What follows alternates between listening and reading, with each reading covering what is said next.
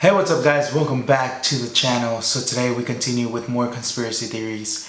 And today guys, we're going to talk about something pretty interesting. And that is the government. As we all know, the government pretty much controls everything. From our social medias, Facebook, YouTube, Google, they pretty much know everything and everyone. Now, how much of this conspiracies could actually be true? And that's what I'm going to talk to you about today. Now, the very first theory that I want to talk to you about, guys, has to do with something that we pretty much all have in our household. And that is something that you use that could help you make food in an instant. And just to give you some clues, it's something that you can make a hot pocket in, you can make a soup, or you can basically, heat up your food. That's right, I'm talking about a microwave. Basically, the government decided that what they were going to do was they were going to create this microwave and basically put special parts into this microwave. They were going to create this to basically be able to speak to people and to basically be able to read what you were thinking at the time of you cooking your food. So in 1998, this report came out that basically stated about what they were doing with this microwave. And it basically says this. The report says that with the help of a special microwave, this technology could be developed to the point where words could be transmitted to be heard like the spoken word, except that it could be only heard within a person's head. The device could communicate with hostages and could facilitate a private message transmission. So can you imagine if you just, you're at home, you're about to make yourself a hot pocket, and you're about to enjoy some food, and out of nowhere you kind of get this weird message in your head that it's about to go down and we are about to go into a war, and you're pretty much the only person that's going to be able to save us because the message came out loud and clear. But then again, people are going to think you're crazy because that is something that was just, you thought about it, and it's something that only came out from your mind, I guess. The US government decided that they were going to put so much money into this special microwave that it basically was a success and they were able to use it. And in 2002, they actually tried making something just like it, but it ended up not working out so great like the one they had done back in 1998. Now this next theory, guys, has to do something similar with the US basically being able to read our mind, tell us what to do. And that is the case of them being able to control the media. They're able to tell us what they want us to hear.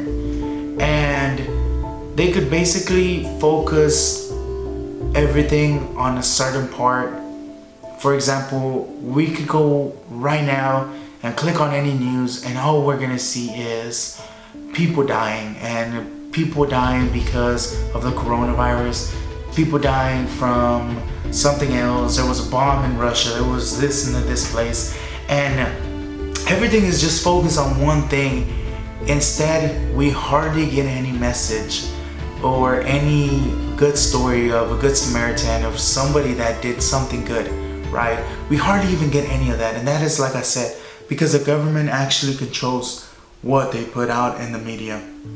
And of course, like I said, they pretty much can control everything. They can control our ads. They can basically control any commercial that gets put out there. So that is exactly what they did. The government decided that they were going to control the media. From 1948 down to 1972, over 400 journalists decided that they were going to work for the CIA. And the way they were going to do this was they were going to go out there and actually be able to gather information for the CIA.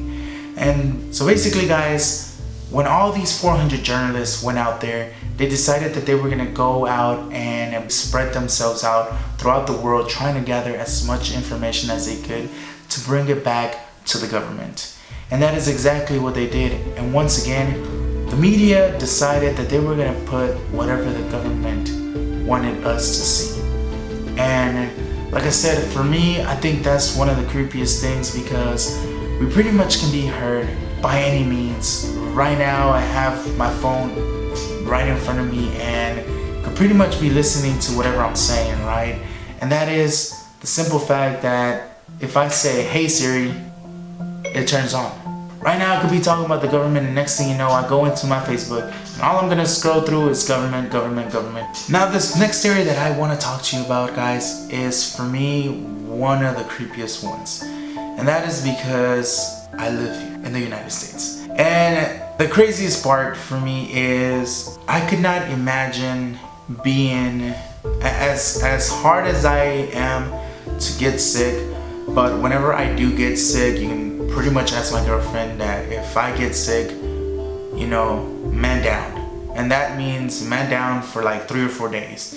And as we all know, last time I was pretty much sick all the way through a whole month. I could not imagine finding out that the government actually goes out there and spreads some type of germ bomb. But that is exactly what they did. The government decided that from 1940 all the way through 1970, which was basically around the same time as the Cold War, it was something that they were going to use and something they were going to practice with, which was creating what they called a germ bomb.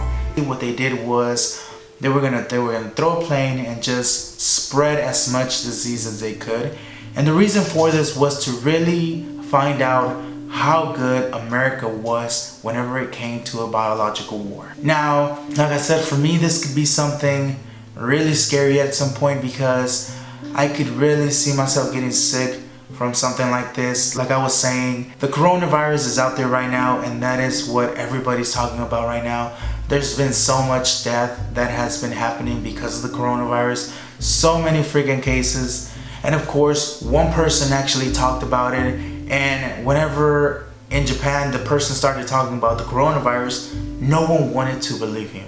No one wanted to actually believe that the coronavirus was something. And then it just started spreading.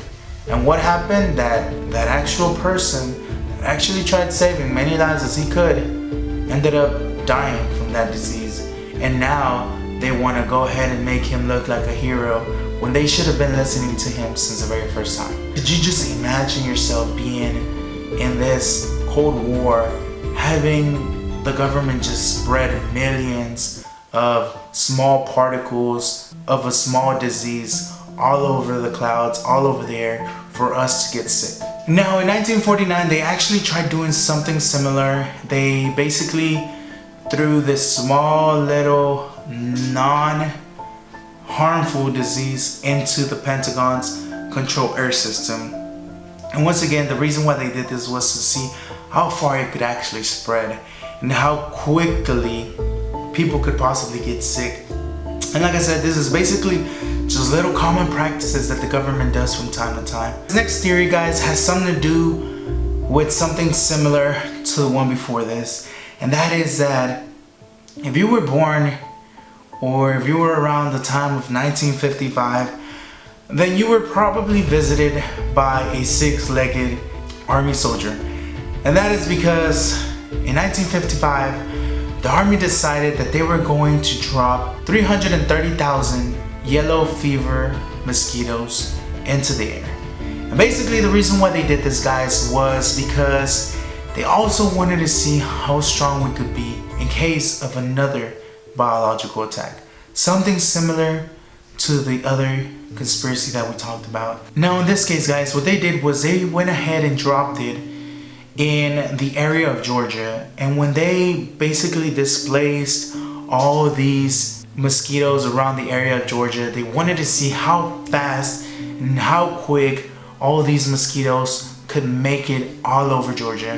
Now the operation was called Big Buzz, and the operation had some kind of a success to the point where they were able to figure out how fast it would take if by any reason we had to go into this type of biological war against somebody.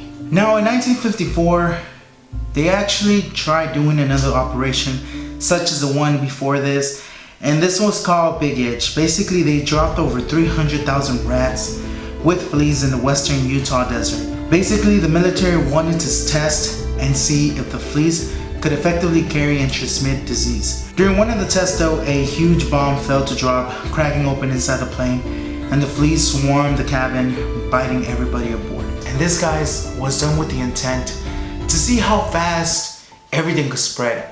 So could you imagine just living in the United States and all of this happening, seeing how the government just basically laughs in our face because they do so many unlawful, so many wrongful things to us, and we hardly even know anything about it.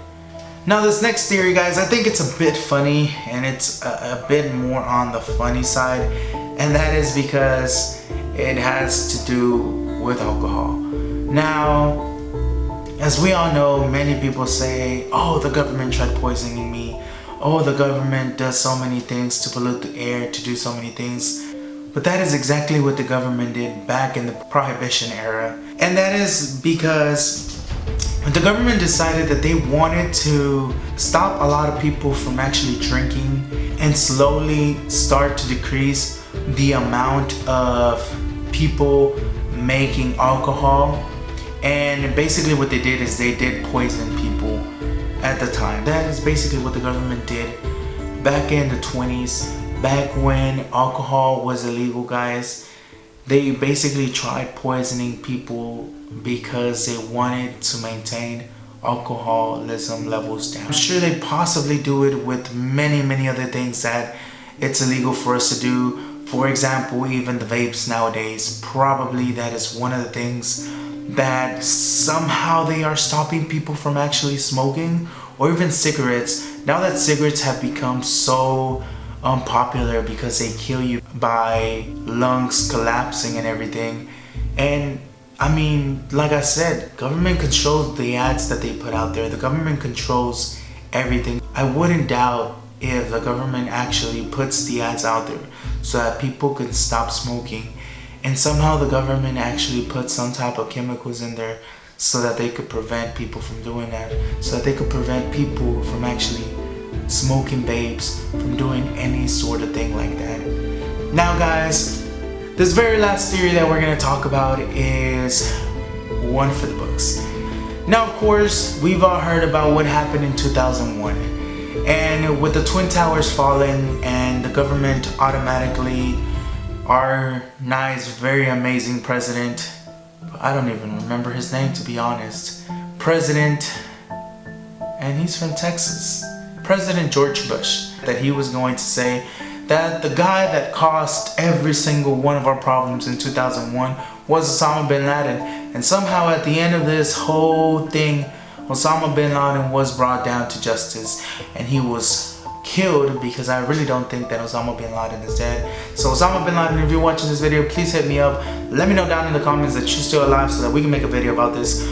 But definitely guys, like I said, I really do kind of believe in this one because it's so trippy with, and I do mean it with all due respect to everybody that lost their lives in 2001, the Twin Towers and everything. This of course just simply be another conspiracy, but it's something that really troubles me, because if you really look at the whole scenario and how everything happened, how does 2 airplanes, or even 3, I'm not too sure how many they were, but how do airplanes quickly get taken from the United States if we had so much people out there controlling our, airspaces, airways, everything? I don't see how airplanes were taking hostages, how the airplanes went in and drove right into the Twin Towers, and somehow the explosion started from the very bottom and the explosion started from the middle. I just don't seem to understand any of that. And that's exactly what this conspiracy is about, guys. And that is because in the early 1960s, the government decided that they were going to do something similar to what I was telling y'all. And that is that they were going to make themselves be in a terrorism attack. Basically, Americans were going to fight off Americans. Once again, guys, can you just imagine how we're just being fooled every single day through so many things that happen? you know, we don't even know half of the things. Well, there you have it, guys. This was just some of the conspiracy theories that I could come up with. If you have heard of any other conspiracies that have to do with the government, if you know anything, drop it down in the comments. Hit me up on my social media and let me know. Instagram, Facebook, Twitter. Let me know what you think about these theories that I just told you about. Once again, thank you so much for watching this video, and definitely hit the subscribe button. Make sure you hit the notification bell as well so you won't miss any of the upcoming videos, guys. Thank you so much, and I'll see you next time. Peace.